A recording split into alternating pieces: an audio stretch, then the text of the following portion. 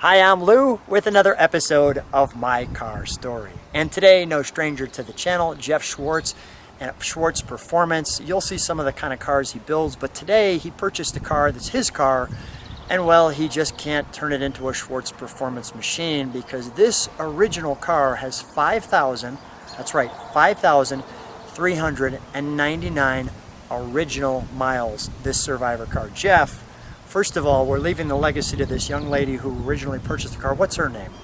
Janet Garrod was the original owner of this car from Palatine, Illinois. What make, year, and model do we have? It's a 1973 Vega, and it's a notchback coupe. Most of them were hatchback, so it's a little bit different body style. Pretty cool. Let's show the car. First of all, just so you can see, this is usually what a Schwartz Performance car looks like. An unbelievable build. Just for grins, we'll take you under the hood. And while we take you under the hood of this one, you can check this car out on My Car Story with Lou. A 598 cubic inch beast with 900 horsepower. But today we're featuring, well, this little cutie right here. And sometimes people have asked, Lou, why no Vegas on the channel? Well, I was waiting for this one because it's got quite the story. So Jeff, this original Survivor car, give me the story to this one. Well, it showed up on Facebook Marketplace. I had a Vega Notchback coupe similar to this one that I did an LS swap years ago, and it was tragically totaled out, not by me, and I've been on the lookout for another one. This one popped up, and thankfully the family of the original owner had preserved it all these years, and I was able to acquire it a few months back. And my original intent was to take the drivetrain from my other Vega LS and do a swap on it. However, upon rebuilding the carburetor and getting it running really good, I can't find myself to do it. So I'm just going to drive it like it is. So the challenge now is that here's the guy who's known as being the engine builder, the body builder, the chassis builder, but yet it's softened his heart that this one can't be done. And you can see, well, why? Because you're not going to find another original Vega like this. I don't know if there's anywhere.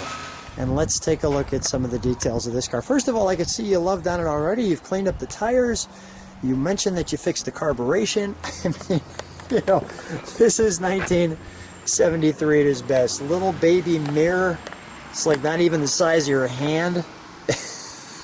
You're going to cover that. You know, the all original post, the styling cue. This I thought was interesting because the challenge with these trunks that were like this were there was some rust. Let's step back just so we could take an overall look at this car.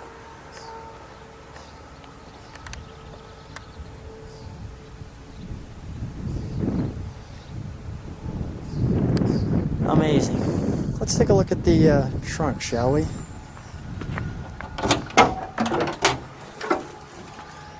Look at that. That's actual Vega, not rusted through body frame. That's crazy. I don't even want to touch that piece. But you can see. Okay, go ahead. It's your car. That's amazing. And you can see this. If you look through there, you could see where that would come out and the water would come through here. But that usually rusted pretty badly. And in 73, Jeff, you'd be able to share more than I would on this. I mean, was there just the water leaving the car was just not well? Why did these cars rust out in about 2 years? Well, the rust wasn't the main issue. The main issue was the aluminum block engine with a cast iron cylinder head and them having too small of a radiator, so they tended to overheat, which would warp things. And you know, they blamed it on the aluminum block, but it was more the small radiator was the real issue. Let's take a look at that while you're talking about it. Go ahead. And then we'll come back to the interior. So wait till you see this. All right, here we go.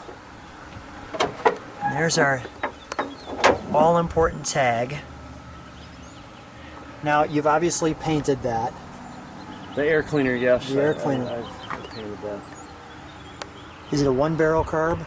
1-barrel carburetor, yeah. Now here's that radiator you're talking about. Go ahead, share the story. It looks like a motorcycle radiator. It's so tiny. I mean, I'll put my hand over there. You can kind of get a proportion. But like this is my hand, and it's like the core of the radiator is just beyond the length of my hand. From here to here is the core of the radiator. And you can see how they block this off. Yeah, I think if you had the optional air conditioning, you might have had the bigger radiator. But this one, I think, is even inadequate for non-air conditioning. A friend of mine worked for a Chevy dealer back in the day. Actually, his father owned the dealer, and he was sweeping floors back then, and he saw all of these come in there, and he said they were always overheated, and once you put a bigger radiator in it, they never had a problem again, and they actually ran quite well. The 140 cubic inch. 80 horsepower. 80 horsepower. Your horn. You step on this side. You know, we forget. We just think that the Vega and the Pinto are just really small cars, but in comparison, this car's got a little bit of a size. I mean, it's almost as big as, you know, maybe a Dodge Dart of today or something like that. Just seems a little longer. And they did make millions of these. So we've got an aluminum block and a cast iron head. Is that right? Yes. Okay, and you can see these are all the original wires, the original cap, as you would expect with a car. Obviously, the battery's been changed from this time frame. And Jeff, I'm curious.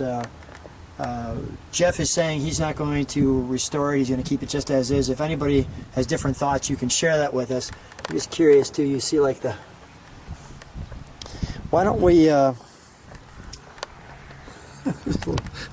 Hole into the dash. I guess that connects there. There was a fiber duct. Fiber piece. Yeah. Interestingly enough, this air cleaner. Yeah. You have to. It says here, replace this assembly every 50,000 miles. This entire assembly is non-serviceable, so the air cleaner is inside there, and you can't replace it. You have to replace the whole assembly. Got it. And it's not available, so I had to actually carefully cut the weld and trim this so I could take it apart. And there is an aftermarket air cleaner that you can put in there. Okay. However, I had to dissect it in order to make it actually function. The bonus of being Jeff Schwartz, having the team at Schwartz Performance. All right, let me go back to the interior, and then I'm going to have you jump in and start it. But let me just show, you know, the one thing, especially with Chevrolets, we'll call it less expensive car, there's just little tweaks. Like, for example, you could see this seat moves. This seat here does not move. That one's just, that's your spot. I mean, the back will lift up, but that's it. The original headliner. And it was a 3-speed. And as I understand it, the story with this young lady was her parents bought her what they wanted to consider reliable transportation. She passed away very young. And we're just sharing this memory with her family, doing such a great job. We've actually driven it already, so that's why you're seeing 5401, and you'll see on the drive it's at 5399. So we gave you a little ride in it.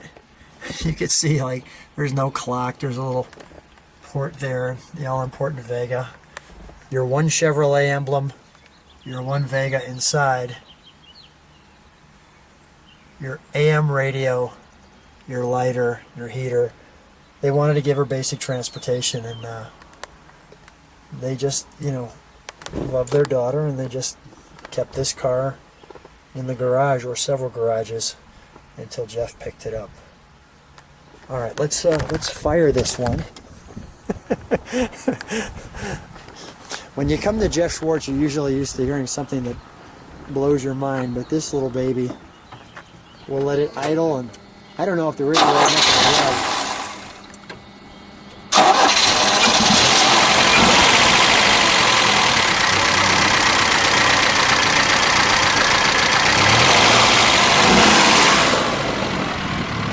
And we've changed the oil on this one.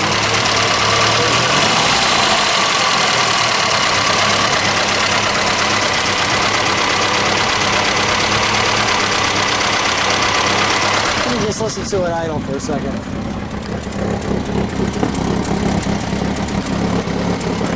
taillights.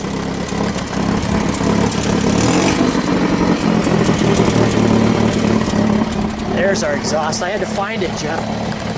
It's so tiny you can't even see it.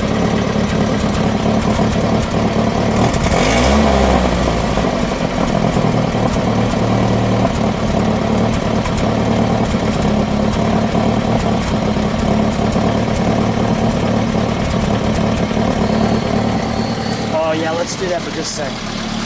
That noise. The fasten seatbelt buzzer and the light. Got to protect us Yeah. from ourselves. No doubt. Well, Jeff, let's take this one for a ride, shall we? Shall we? Yep. So we're in the ride in the Vega of 1973, and that's right. Look at those miles. That's 5,399. So like maybe a second oil change on this, although we've changed the oil on it. And we're taking you back to 1973. Jeff Schwartz. Now this is a personal car. Oh, wow. How did you, first of all, this car, we've talked about the story, so we're going to talk about the ride here. How does it ride? How does the 73 Vega feel? Well, it feels like a flashback to 1973. Incidentally, in 71, I believe, when the Vega came out, it was the Motor Trend Car of the Year, and they said it was one of the best handling cars of the time. So it actually drives and rides pretty nice for being a 73, and the handling's not that bad. It's got little skinny 13-inch tires on it, but you know, the overall ride and drive quality is actually pretty good, I think. Yeah, well, obviously we won't be doing anything like your usual cars. We just got out of a car with 900 horsepower, and we're just giving you a cruise around, just reminding you to enjoy the time back to 73. Needs one more revolution around the block to get fully warmed up, Yeah, you know? But it does run like a top. I rebuilt the carburetor, and it really, really runs great once everything's warmed up. There's your hood. There's your trip back to 73. And here's another flashback. You know, the air freshener. The air freshener, and of course, to as close as possible, match the car. Wow. Just glorious. You can see the build quality. They got a little where their stripping that needs to be pushed in. Oh, fantastic. They didn't want to spend the extra on the clock, so they just put a little plug in there. Just great stuff. It's moving. Well, Jeff, first of all, always a treat to come out to Schwartz Performance. What a treat to A, find a car like this, B, to be able to share a car like this, and it's always just wonderful to hang out with you and just drive around. Jeff, thanks so much for being on My Car Story. Yeah, it's been great, Lou. Thank you. Jeff, I just took off my seatbelt, and I wanted to get that sound. Yeah, the fasten seatbelt buzzer. You won't forget to buckle up in this one. No, 1973, the early years of trying to protect us from ourselves.